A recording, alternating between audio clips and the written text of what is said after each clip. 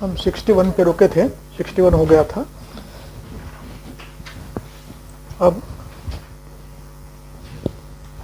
अब तक के वर्णन में बलवान व्यक्ति में क्या करना उसका वर्णन था।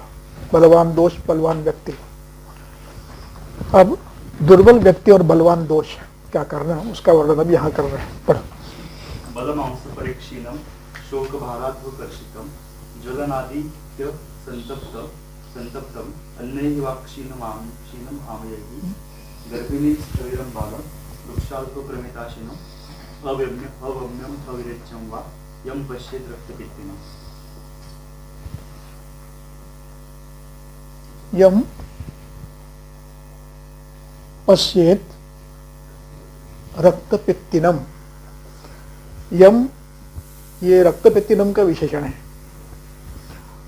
यम रक्तपित्तिनम पश्येत, जिस रक्तपित्ति को आप देखते हैं। कैसे? इन गुणों से युक्त। कौन से गुण है? बलवांश क्षीण। दूसरा कर्षित है। कर्षित शब्द है, कबूधा भी है, पास्ट टेंस है। कर्षित, कृश का कर्षित। अब कर्षित किन किन कारणों से है? ये सब कारण है। शोक, भार, अध्व, इस पे आप और ऐड करिए जो भी करना है आपको।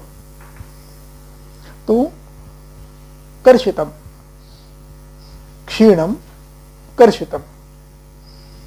बलवांश क्षीणम किन कारणों से? नीचे कारण दिए हैं। ज्वलन, आतप, आदित्य, संतप्तई अन्यैहि वा। अग्नि, सूर्य, सूर्य संताप, अन्यैहि वा कारणैः आमयैहि च क्षीणः। व्याधि, व्याधि से क्षीण, इन कारणों से बलवांश क्षीण। ये वो बलवांश क्षीण व्यक्ति की। अब इसमें दूसरा स्तर है गर्भिणी।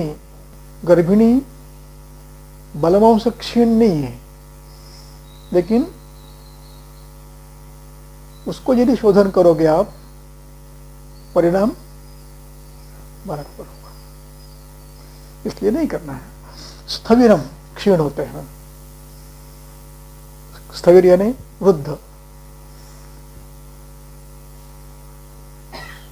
सुश्रुत के अनुसार 60 के बाद और चरक के अनुसार 70 के बाद धातु क्षीण होने लगते हैं वृद्धों में, इसलिए वो क्रमशः क्षीण होते जाते हैं। कल एक वीडियो पर पिक्चर देखा मैंने। 100 साल के केरलीय एक व्यक्ति है और उसकी पत्नी 99 साल की है। प्रकृति अच्छी है, लेकिन इतने क्षीण है कि ऐसे मानो अस्थि पंजर। चेहरे पे तेज है। ये अवस्था अपने आप आती है, इसलिए स्थविर, बाल दुर्बल होता है। रुक्ष अल्प प्रमिताशन, कुछ लोग वृक्षान्न पान करते हैं। उदाहरण के लिए मैं गया था, वहां पर अपना एक हॉस्पिटल है, शासकीय है। वहां पर एक महाराष्ट्र का व्यक्ति पंचकर्म में काम करता है, उससे बात हुई।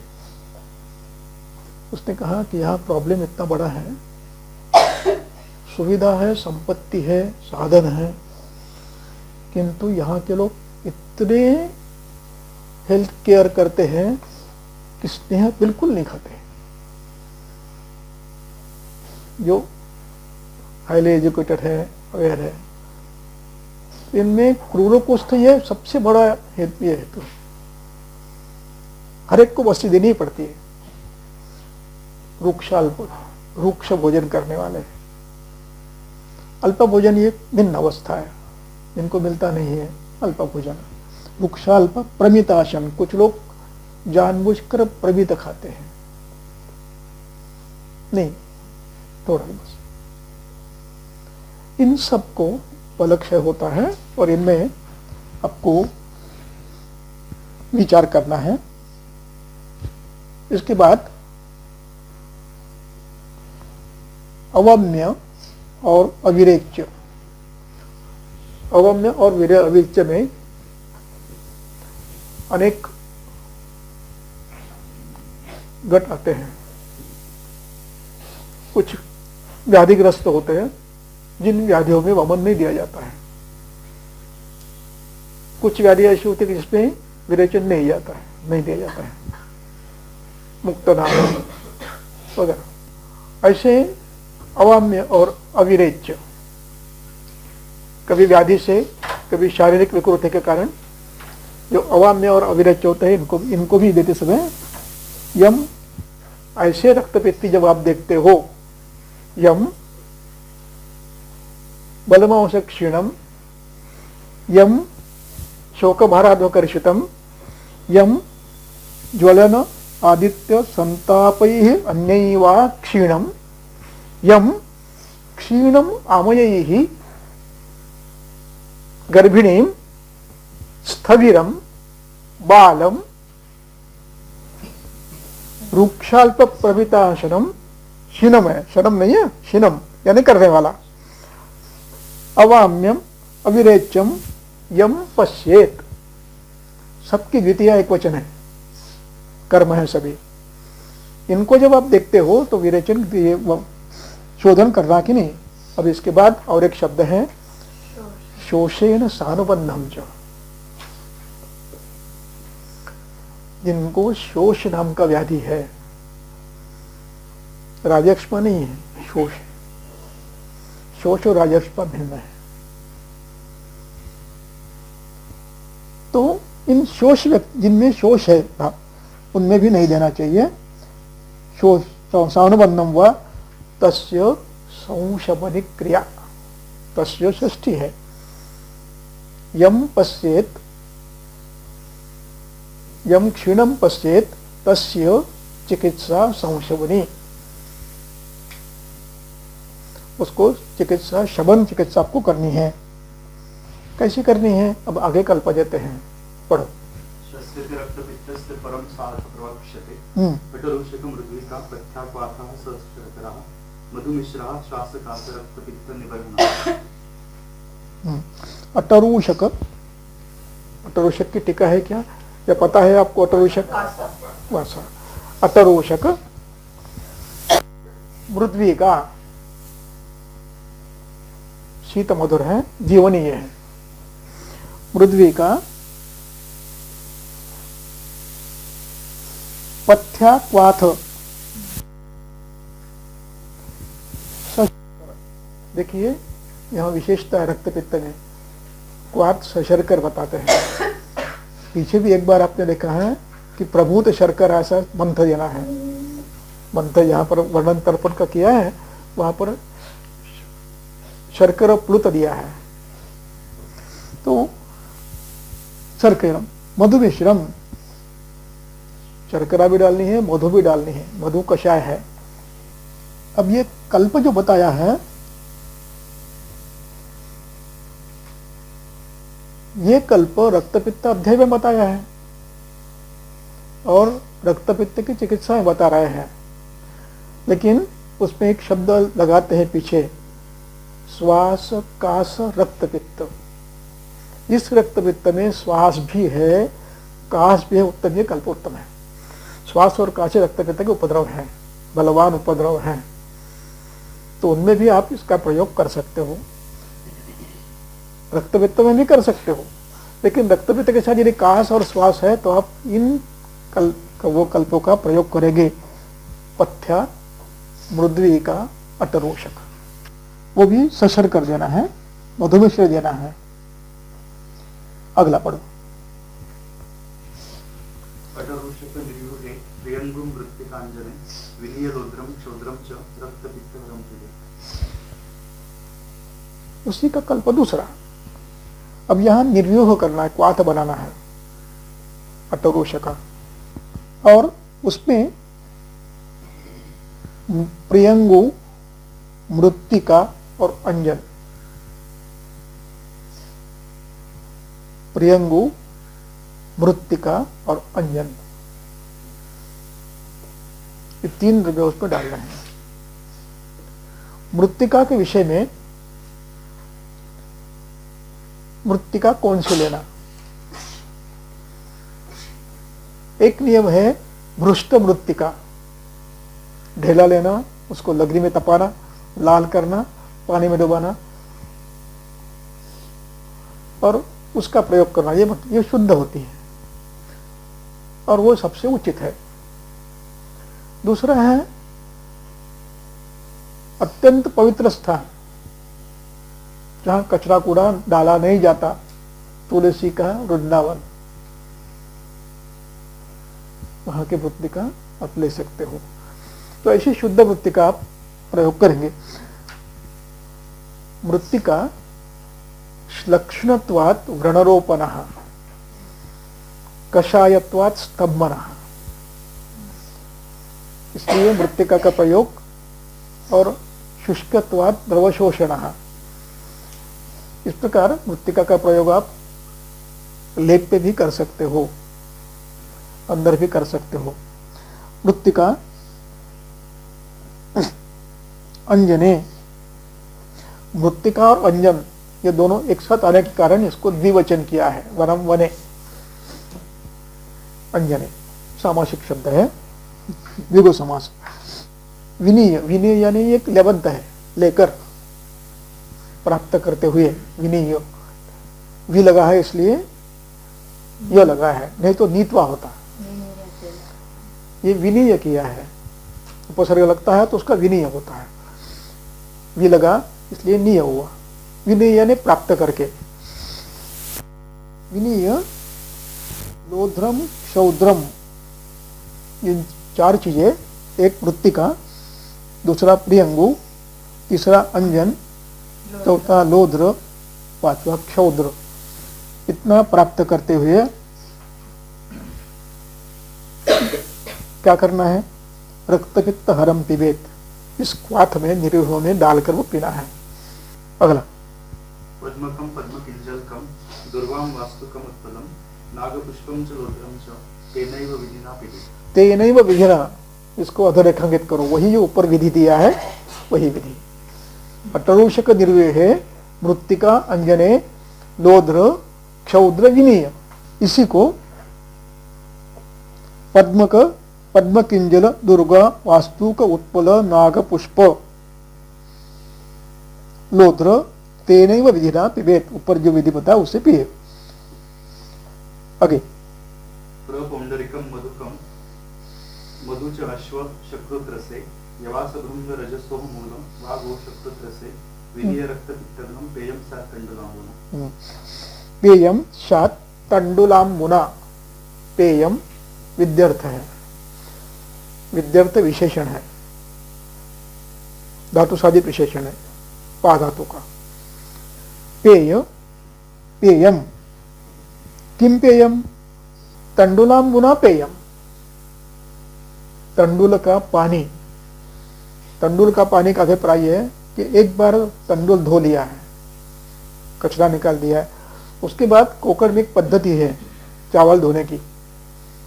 एक पानी निकालने के बाद फिर बड़े बर्तन में जो ऊंचाई में अधिक है उस पर बर्तन डालकर उसको यूं यूं यूं घुमाते हैं, जो पानी निकलता है वो पानी तंडुलोदक है। तो इस प्रकार तंडुलोदक से साथ पीना है आपको। क्या क्या पीना है, तंडुलोदक, अंबुना तृतीया है। अब प्रपौंडिक, प्रपौंडरिक, मधुक, मधुक यानी ज्येष्ठ मधु, प्रपौंडिक यानी कमल का एक प्रकार, मधुच, अश्वशकृते, अश्वशकृत्रसे, शकृत रस, शकृत यानी पता है ना, हाँ, शकृत रस भी पीना है। यवास, अब इसमें वाह है, वाह ये विकल्प है, या तो ये कल्प या तो ये कल्प। वाह यवास भृंग रजसो, यवास धन्वयास, भृंगराज रस, भृंगरज रस, रसो भृंगरज, हाँ भृंगरजसो मूलम, भृंगराज का मूल, ये गोशकृत रस में पीना है। यवास भृंगरजसो मूलम, रजसो षष्ठी भी वचन है, रजसो मूलम शकृत से, इन सब का, इनका मूल यवास भृंगराज का मूल गोशकृत रस के साथ पियो, अथवा प्रपौंडरिकम मधुकम मधुच अश्वत शकृत से पिबेत, दो कल्प है। अब इसमें मुझे एक प्रश्न निर्माण हुआ है, गोशकृत रस और अश्वशकृत रस का क्या विशेषता है, उनका चयन क्यों किया, दो का ही किया है, उनके गुण क्या है। ये दोनों प्राणी घूमने वाले हैं, दौड़ने वाले हैं, एक दौड़ने वाला है एक घूमने वाला है। इनका शकृत कटु विपाकी होते हुए भी कटु विपाकी और लघु है, रुक्ष लघु, ये दो गुण उसमें हैं, इसलिए इसका उपयोग कफज में करना है। चिकित्सक को भी ये समझना है कि इसका प्रयोग कहाँ करना है। आगे युक्तम वा मधुसरपिभ्यां लिह्यात् गोश्व चक्रुत्रसं खदिरस्य प्रेमगुणां कोविदारस्य शाल्मलेः पुष्पचूर्णानि मधुना लिह्यात् न रक्तपित्तिकाः विनय रक्तपित्तकं पेय पेयम शात तंडुलामुना, अथवा उसी कल्प को युक्तम वा मधुसर्पिभ्याम लिह्यात्, उसको मधुसर्पी डालकर उसका लेहन गोशकृत रस के साथ करो, गो अश्वशकृत रस के साथ करना है। आगे खदिरस्य प्रेमगुणां कोविदारस्य शाल्मलेः पुष्पचूर्णानि मधुना लिह्यात् न रक्तपित्तिकाः। इसको, ये स्वतंत्र कल्प है, इसको कुछ ये करके रखो, चिन्ह करके रखो, ये पुष्पों का चूर्ण है। पुष्पचूर्णानि खदिरस्य, पुष्पचूर्णानि प्रियंगुणाम, पुष्पचूर्णानि कोविदारस्य, पुष्पचूर्णानि शाल्मलेः। शाल्मली स्त्रीलिंगी आकार इकारांत स्त्रीलिंगी है, दीर्घ इकारांत स्त्रीलिंगी, इसलिए उसकी विभक्ति षष्ठी है, शाल्मलेः। कोविदारस्य प्रियंगुणाम खदिरस्य। भिन्न भिन्न प्रकार के शब्द आए हैं। पहला शब्द है खदिरस्य, ये अकारांत पुल्लिंग है, प्रियंगु उकारांत स्त्रीलिंग है, कोविदार अकारांत पुल्लिंग है और शाल्मली इकारांत स्त्रीलिंग है। ऐसे अनेक शब्दों का प्रयोग उसमें आया है, इसलिए इसको ध्यान में रखो किसकी षष्ठी विभक्ति कैसी बनती है। श नाम, ये दो पद्धति, और तीसरी शाल्मलेः कवेः, कवि शब्द जैसा चलता है शाल्मली चलता है। पुष्पचूर्णानि लिह्यात्, लिहान किया है, लिहान्ना द्वित्व होता है, इसलिए लिह्यात् ना, ना यानी पुरुष। नृ शब्द है, उसका नियत ना, मुझे हाँ रक्तपित्तिकः, रक्तपित्तिकः नः ना लिह्यात्, जिसको रक्तपित्त है उस व्यक्ति ने इसका प्रयोग करना चाहिए। यहाँ रक्तपित्तिकः ये शब्द जो बना है, ये तद्धित प्रत्यय है, इन गुणों से युक्त। जैसे अंगारक किसको कहते हैं, चतुर्थी को कहते हैं ना, जो मंगलवार को आती है, उसकी विशेषता है, तद्धित प्रत्यय है। जैसे इसी प्रकार रक्तपित्तिकः, जिसको रक्तपित्त है, इस प्रकार ये शब्द बना है। आगे श्रृंगाटकानां लाजानां मुस्तखर्जुरयोरपि वा, वह पढ़ो। शृंगाटकानां लाजानां मुस्तखर्जुरयोरपि वा लिह्यात् चूर्णानि मधुना पद्मानां केशरस्य च। लिह्यात् चूर्णानि, ये क्रियापद और एक कर्म। चूर्णानि लिह्यात्, चूर्ण का लेहन करे। अब कौन से चूर्ण, तो एक एक का नाम, एक एक का षष्ठी रूप किया है। पहला है श्रृंगाटकानां, पता है ना श्रृंगाटक? श्रृंगाटकानां षष्ठी बहुवचन। लाजानाम, लाजा पता है, षष्ठी बहुवचन। मुस्तखर्जुरयोः, ये दो है ना, इसलिए यो किया। रामस्य रामयोः, इसलिए मुस्तखर्जुरयोः अपि लीयात् चूर्णानि। अब ये कैसे लेना है? मधुरा, तृतीया, मधु के साथ। आगे मधुना, दो शब्द है, इनको पीछे लेना है, यानी जिनका चूर्ण करना है उनमें समाविष्ट करना है। पद्मानाम केशरस्य च, पद्मों के केशर का, ऐसा एक अर्थ होता है। दूसरा, पद्मानाम चूर्णम वा केशरस्य चूर्णम वा। अब देखिए यहां थोड़ा सा व्याकरण ध्यान देना है। पद्मानाम यानी अनेक पद्मों का, षष्ठी है ना, उनके केशर कितने हो गए? तो उनको भी केशरानाम कहना चाहिए ना, नहीं कहते हैं, इसलिए केशर शब्द भिन्न है। केशर, केशरस्य वा, केशर ये द्रव्य है, स्वतंत्र द्रव्य है, तो उसका चूर्ण लो। केशरानाम नहीं कहते हैं, ये केशर ही सिंगल द्रव्य है, इसलिए आपको केशर का चूर्ण देना है। केशरस्य वा, नाग केशर।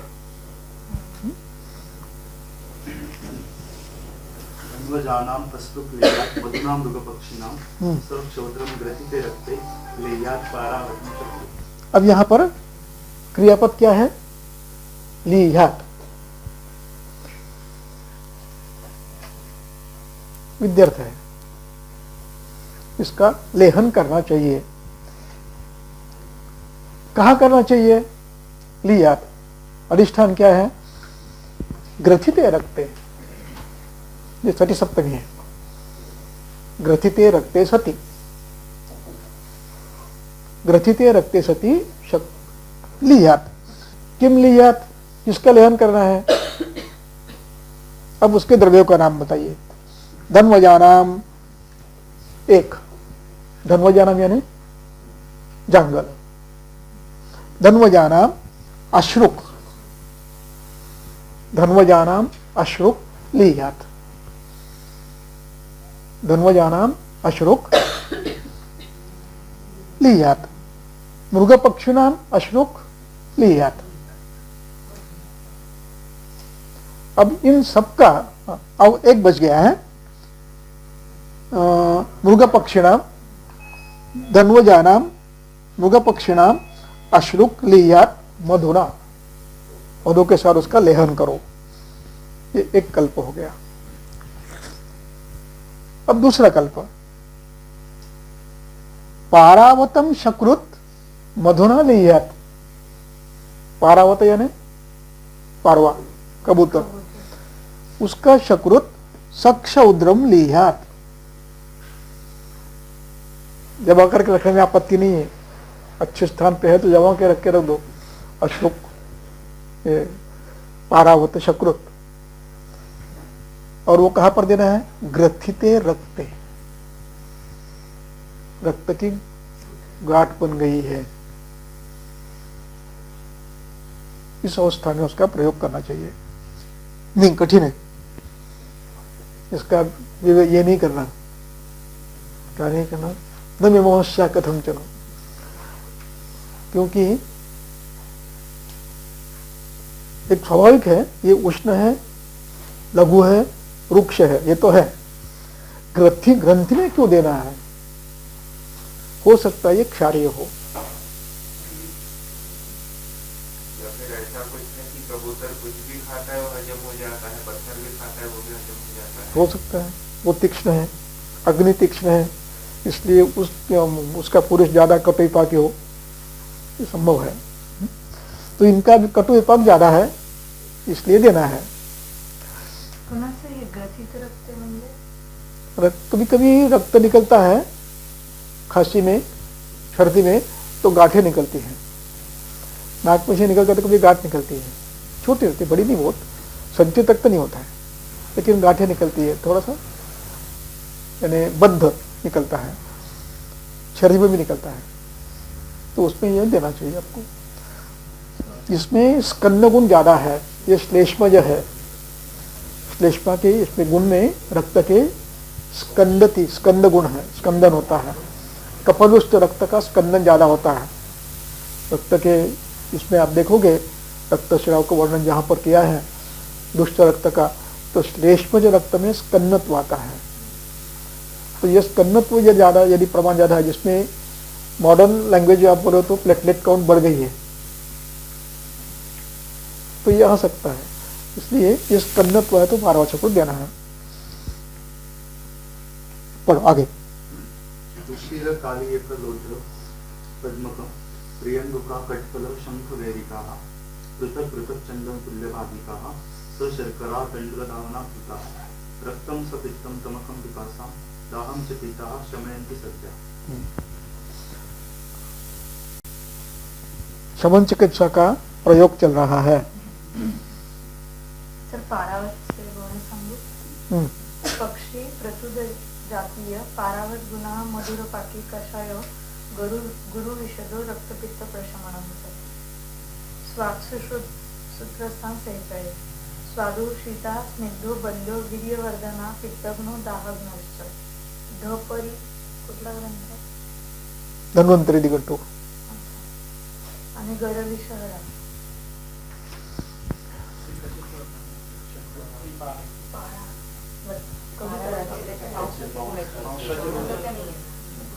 पारावताचे गुण है, ये जो गुण है पारावत के और अश्व के हैं, तो शक्रुत के गुण आप कटुविपाक लेना है, सबका कटुविपाक है।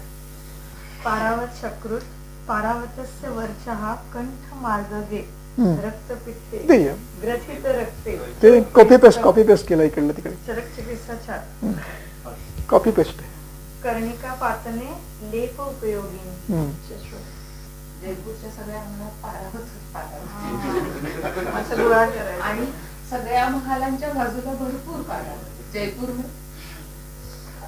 पण सेरेब्रल थ्रोम्बोसिस अँड पारावत सेरेब्रल थ्रोम्बोसिस कशामुळे झालं हे नाही, पण असा एक थिसिस आहे तिथे आपण वाचायला पाहिजे। इसके बाद अब यहाँ पर अभी जो श्लोक हमने पढ़ा तो उसमें अंतिम पंक्ति है रक्तम सपित्तम तमकम पिपासाम दाहम च, यानी कल्प की रचना का स्वरूप बदल गया है। अब तक का जो था श्लेष्म प्रधान था, अतरुषक,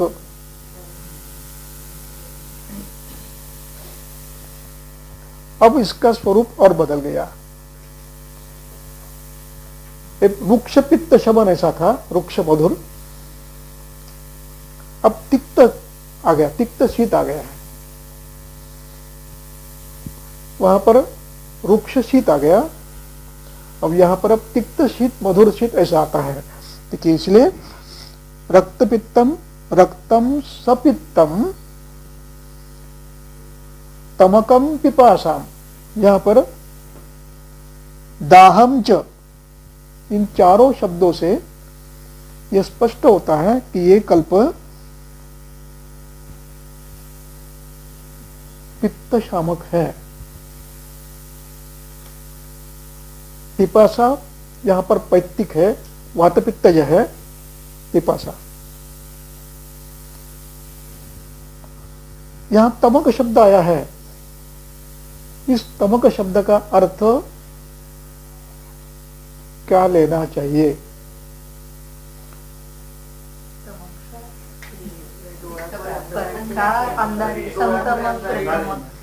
तमक तमोदर्शन ये लेना चाहिए। ये गलती प्रायः एक जगह की जाती है, तमके तो विरेचनम में, वहां पर तमक शब्द अंधकार का वाचक है, श्वासवाचक नहीं है। वैदिक अनुबंध हो तो विरेचन देना चाहिए, इस अर्थ में है वो। गलती होती है। परीक्षक प्रश्न में पूछता है तमकृत विरेचनम का अभिप्राय लिखो करके, अधिकरण भिन्न है। अधिकरण यहाँ पर क्या है? लक्षणों का है। जितने लक्षण हैं इन लक्षणों में क्या करना है? अधिकरण श्वास नहीं है, श्वास अध्याय में है, लेकिन अधिकरण लक्षणों का है। कंठोद्भव से ऐसे 3 द्रव्य है, अभी याद नहीं आ रहे मुझे, तो उसमें तमक एक है। और इसका अर्थ लगाते समय ये श्लोक का अधिकरण क्या है? तो श्वास में होने वाले लक्षणों, अधिकरण लक्षणों का अधिकरण है। और इसी का प्रयोग, तमक शब्द का प्रयोग काश व्याधि में भी फिर किया है। उसमें साफ लिखा है पित्तजकाश। इसलिए तमक शब्द का अर्थ जब निश्चित करना है तो अधिकरण के आधार पर करना है। चल, तमकम तु पिपासाम दाहम च शमयन्ति पीताः। ये पीत शब्द पास्ट टेंस है, उसका ये बहुवचन है, पीताः। यदि इनको पिया गया तो ये व्याधि शांत होते हैं। रक्त पित्त, रक्त स्वयं, पित्त भी स्वयं, पिपासा भी शांत होती है। द्रव्य कौन से है देखिए अब उशीर। ये कालियक क्या है पता नहीं। कालियक, लोध्र, पद्मक, प्रियंगु, कटफल, शंख गैरिकाः पृथक पृथक चंदन तुल्य भागिकाः। चंदन तुल्य भागिकाः, जितना चंदन लोगे उतने ही ये सब लेना है। चंदन तुल्य भागिकाः पृथक पृथक। अब उसमें ये पीना कैसे है? तंडुल धावन प्लुताः। प्लुतः यानी व्याप्त, मिलाया हुआ। प्लुत, अप्लुत, युक्त, ये भी पास्ट टेंस है। प्लुताः किसमें प्लुत? तंडुल धावन में, सशर्कर तंडुल धावन में, उसमें अप्लुत करना है यानी मिलाना है और फिर वो पीना है। शमयन्ति सद्यः, ये सद्य दाह शामक है, सद्य तृष्णा शामक है। तृष्णा शमन के लिए ग्रंथकार कभी भी केवल पानी देते नहीं है, कभी नहीं। सशर्कर जल, सशर्कर जल, मधु जल, पंथ ऐसा देते हैं, केवल पानी नहीं देते हैं। तो तृष्णमयन्ति। आगे पढ़ो। किरातदिक्कं प्रमुखं समुस्तं प्रपौंडरिकं कमलोत्पलेच दुरालभा परपटुको मृणालं धनंजय उदुम्बर वेतसत्व मेघ्रोदचालेय यवासत्व सुगालता वेतस तंडुलीयं तत्सारिवं मोचरसं समन्वा पृथक पृथक चंदन योजितानि तेनैव कल्पेन हितानि यत्र निशिस्थिता। चंदन के साथ इनमें से पृथक पृथक कल्प जैसे आपको चाहिए, इतने चाहिए उतने लेकर आप इसको उसी पद्धति से लेंगे। तंडुल धावन शर्करा अप्लुताः पिबेत। कार्य वही करता है। रक्तपित्त, तमक, पिपासा, दाह शमयन्ति। तुगालता मोचरसा समंगा पृथक पृथक चंद्रयुतानि तेन कल्पनितानि तत्र। ठीक है, अब आगे पढ़ो। निशिस्थिता वा स्वरसीकृता वा कल्पीकृता वा मृदिता श्रुता वा एते समस्ता गणशः पृथक्वा रक्तं सपित्तं शमयन्ति योगा। बहुत सुंदर श्लोक है। इसका अर्थ आप लगा सकते क्या? देखो, आप लगा सकते क्या? मैं पढ़ने की पद्धति बताता हूँ कैसे पढ़ना, तो अर्थ अपने आप समझ जाओ बेटो। देखिए, एते समस्ताः, एते ये सब बहुवचन है। एतत् शब्द का नपुंसक लिंग बहुवचन है। एते सभी, एते समस्ताः सभी। अब ये एते समस्ता प्रयोग तो करना है, तो उसमें विकल्प दिया आपको। क्या विकल्प दिया है? गणशः वा पृथक वा।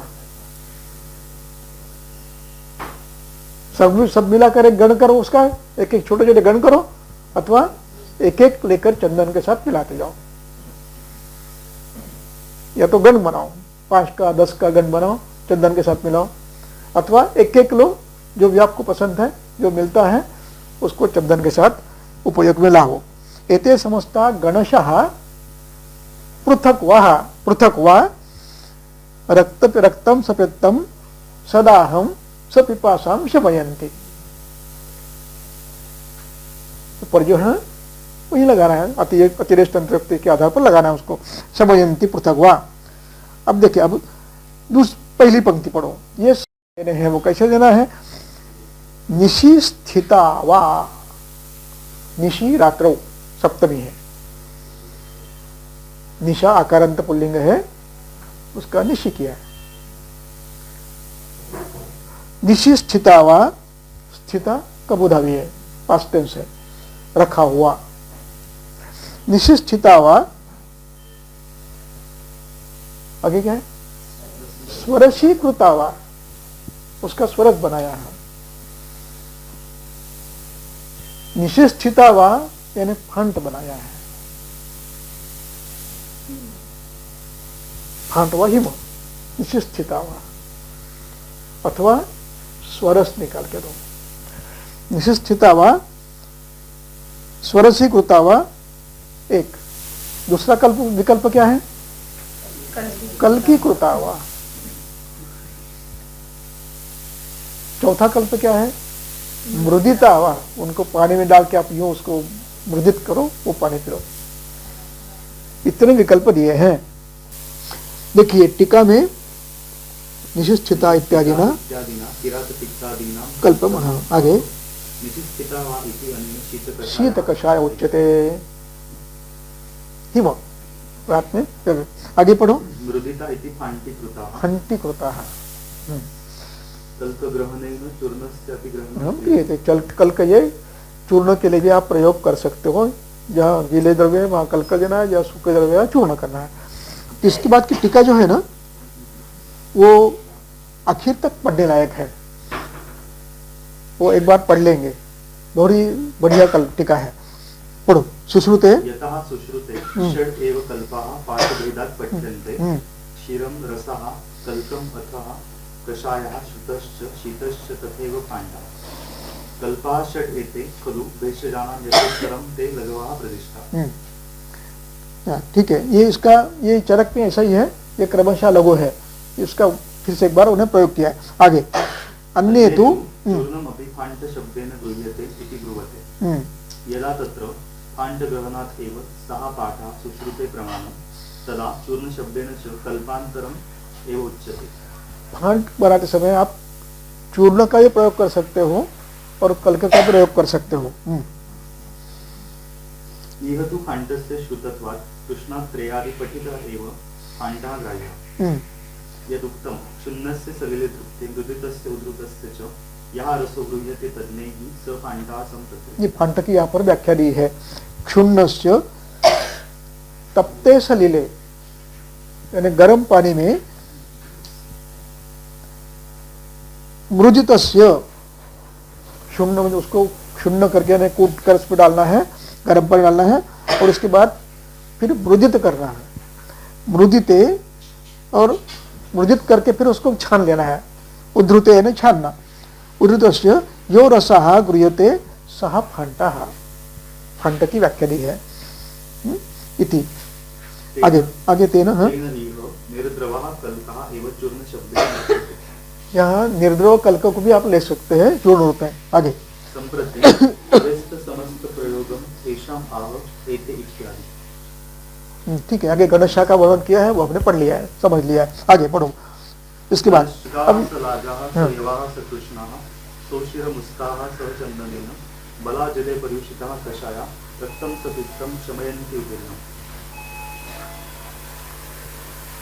मुद्गाः। अब इस श्लोक को पढ़ते समय पहले तीसरी पंक्ति पढ़नी है। बला जले पर्युषिताः कषायाः, तो यह पर्युषित शब्द, पर्युषित कषाय शब्द महत्व का है। पर्युषित कषायः, पर्युषित यानी रात भर रखा हुआ। पर्युषित कषायः रक्तम सपित्तम शमयंती उदीर्णम, रक्त पित्त को शांत करता है। अब ये परिषद कषाय कैसे करना है?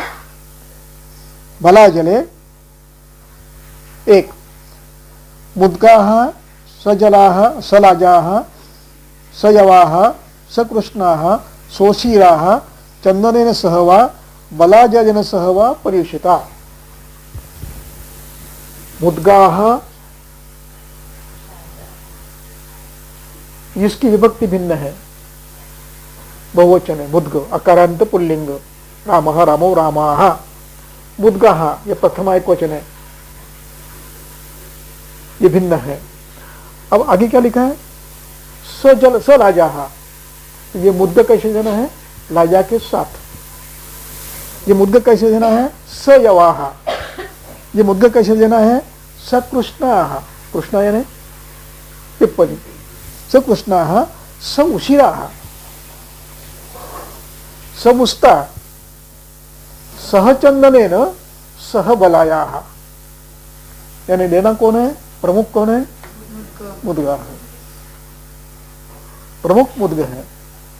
मुद्गाः सलाजा, मुद्गाः सकणा, मुद्गाः सबला, मुद्गाः सुशिरा, बला जले। हाँ, ये बला जले अलग है, बला का क्वात करना है, बला का क्वात करना है। बला के क्वात में इन सबको रात में डालना है और वो परिषित कषायाः, और फिर सुबह उसको भांत रूप में रक्तपित्तम शमयंती। क्लियर है?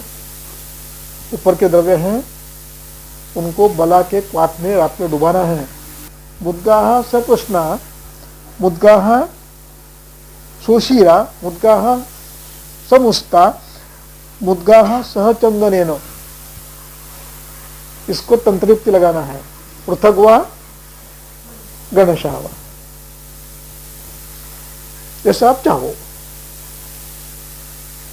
पृथक भी ले सकते हो और बलवान है सब मिलकर भी ले सकते हो। उपलब्धि है, सब मिले हैं, तो गणशः वा पृथक वा। शमयेत रक्तपित्तम उदीर्णम, ये हुआ पैतिक का। आगे पढ़ो थोड़ा, अभी एक इतना पढ़ के रुक जाएंगे, 81 तक पढ़ के रुक जाएंगे। वैदूर्य मुक्ता मणिगैरिकानां लुत्शंख हेमा मलकोदकानां मधु उदकश्च इक्षुरसस्य चैव पानात् शमं गच्छति रक्तपित्तम्। वैदूर्य, अब देखो पूरा गण कैसा है, गण भिन्न है पूरा। मुक्ता, मणि, गैरिक, गण भिन्न है, ये उद्भिन्न गण नहीं है।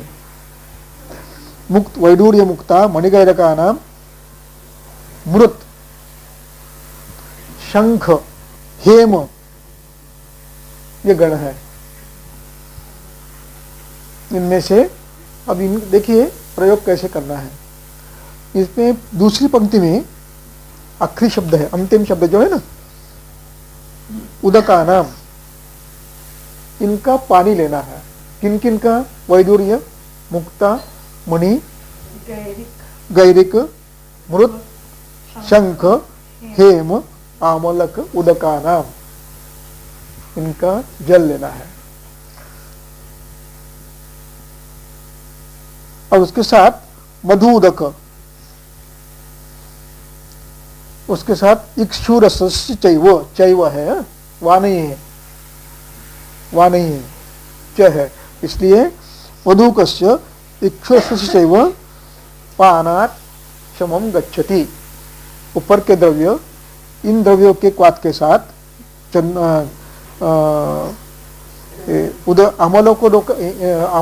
आमोलोदक, इनका उदक मधुदक के साथ अथवा इक्षुरस के साथ शमम यान्ति।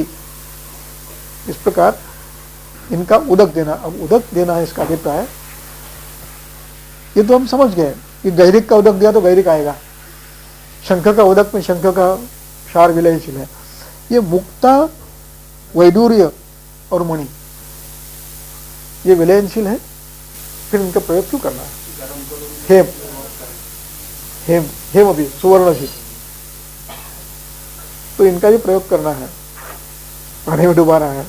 ये पानी में आता है नहीं आता है पता नहीं, शीतम जलम। शीतम जलम चलो, शिवाय जलम। तो त्याचं वैद्यव्याधी जलम नाही आहे. शीतत्र पाणी इथे उष्णता नाही द्यायची. ठीक है, मैं इस भाष्य नहीं करना चाह रहा था, लेकिन अभी नहीं करूंगा, मैं फिर कभी करूंगा इस भाष्य में, फिर कभी करूंगा। इन द्रव्यों का प्रयोग स्पर्श से शैत्य करने का है। शरद ऋतूमध्ये मोत्याचे दागिने घालायला सांगितले. शैत्य का उपयोग स्पर्श से करना है, तो ये पानी ठंडा होता है इसलिए। चलो, साहचर्या। क्षीर पद्मोत्पल चंदनाना पक्वस्य रोष्टस्य च प्रसादा स शर्करा चौद्रिता कुशिता रक्तात योग प्रशमाय देय। बस, अब इसमें अर्थ लगाना है। देयः किस लिए देना है? रक्त अतियोग प्रशमनाय। देखिए यहाँ स्पेशल शब्द किया है, क्या किया है? रक्त अतियोग। ये अतियोग शब्द प्रवाह के लिए, रक्त का प्रवाह यदि ज्यादा हो रहा तो, रक्त का प्रवाह यदि ज्यादा हो रहा है, अब तक तो पित्त शमन के लिए और ये बताया था, शमन बता रहे थे ना अब तक। शमन का अभिप्राय है गुण विपरीत, दोषों के गुणों के, हेतु के गुणों के विपरीत, उसका नाम शमन है। अब शमन के स्थान पर ये शमन का एक नया प्रकार है, वो क्या है? इनका यदि अतिश्राव है, रक्ताति योग है प्रवर्तन में, तो इसका स्तंभन करता है, स्तंभन भी शमन है। इसलिए अब देखिए इसमें कल्प कैसे आए हैं। उशीर पद्मक उत्पल चंदनानाम पक्वस्य लोष्टस्य प्रस, मिट्टी का ढेला पानी में गर्म करके ठंडा करना और फिर पानी में डुबाना, तो उसका और वो घुल जाता है, तो उसका जो ऊपर का स्तर रहता है जिसको कहते हैं, उसके साथ ये देना है, तो ये स्तंभन करता है। प्रशमनाय।